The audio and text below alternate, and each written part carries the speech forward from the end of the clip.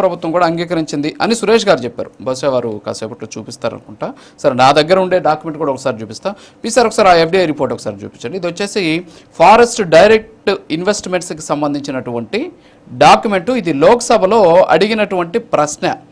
Question number 3314 December 16, 2024లో జరిగినటువంటి సమావేశంలో అసలు ఫారెన్ డైరెక్ట్ ఇన్వెస్ట్మెంట్స్ ఎన్ని వచ్చాయి ఆంధ్రప్రదేశ్కి అని చెప్పేసి ఒక ముగ్గురు ఎంపీలు అడిగారు అన్నమాట. మాగుంట శ్రీనివాసులు రెడ్డి, కృష్ణప్రసాద్ తెన్నేటి, అలాగే పుట్టా మహేష్ కుమార్.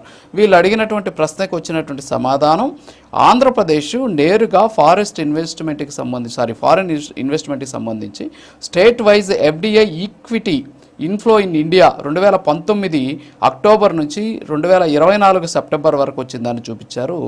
ఆంధ్రప్రదేశ్ 14వ స్థానంలో ఉంది. 1085.59 మిలియన్ యుఎస్ డాలర్లను ఆకర్షించింది అని చెప్పేసి చెప్పినటువంటి పరిస్థితి. సో దాన్ని మీరు లెక్కేసుకుంటే ఎన్ని వందల కోట్లు, వేల కోట్లు కాదనుకుంటే బహుశా కొన్ని వందల కోట్లు అయి ఉంటుంది. సో అది ఒకసారి, ఇది నేను చెప్పింది కాదు, రాజ్యసభలో ప్రశ్నకి ఎఫ్డిఐ ఫారెన్ డైరెక్ట్ ఇన్వెస్ట్మెంట్లకు సంబంధించి ఇచ్చినటువంటి సమాధానం. పీసీఆర్ ఇంకొకసారి ఆ జగన్ ఇన్వెస్ట్మెంట్స్కి సంబంధించిన ఒకసారి డాక్యుమెంట్స్ ప్లే చేయండి. ఇప్పుడు డాక్యుమెంట్ ప్లే అవుతుంది. ఇది వచ్చేసి 2019 నుంచి 2024 వరకు, అంటే జూన్ 2019 నుంచి ఫిబ్రవరి 2024 వరకు ఆంధ్రప్రదేశ్ ప్రభుత్వానికి సంబంధించినటువంటి secretary to government of Andhra Pradesh industrial and commerce డిపార్ట్మెంట్కి సంబంధించినటువంటి ఆయన, at the same time commissioner of industrial commerce and export ప్రమోషన్కి సంబంధించి ఒక ఐఏఎస్ అధికారి, వాళ్ళిద్దరితో కూడినటువంటి ఒక డాక్యుమెంట్ని తయారు చేశారు. ఇందులో పీరియడ్ బిట్వీన్ 2019 నుంచి 2024 వరకు ఆంధ్రప్రదేశ్ రాష్ట్రంలో నెంబర్ ఆఫ్ యూనిట్స్ గ్రౌండ్ అయింది 152. అక్కడ కింద బ్లూ బాక్స్లో ఉంది చూడొచ్చు. ఇన్వెస్ట్మెంట్లో 67,196 కోట్లు వచ్చాయి.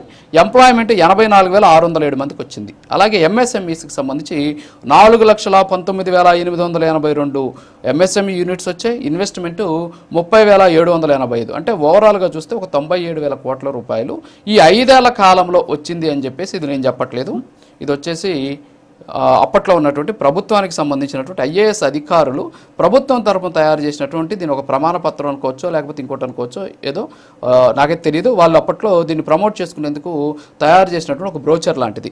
సో ఇది నాకున్నటువంటి వాస్తవం, నాకు కనిపించినటువంటి వాస్తవం. బండారు వంశీకృష్ణ గారు ఏమంటారు?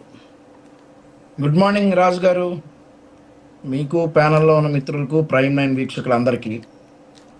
సార్, ఆంధ్రప్రదేశ్ రాష్ట్రానికి పెట్టుబడులు తెచ్చే దిశగా చంద్రబాబు నాయుడు గారు, ఆయన టీం ఈరోజు దావోస్లో పర్యటిస్తూ ఉన్నారు. చలి అని చెప్పి ఎక్కడ వారు ఆగలేదు, పర్యటిస్తూ ఉన్నారు.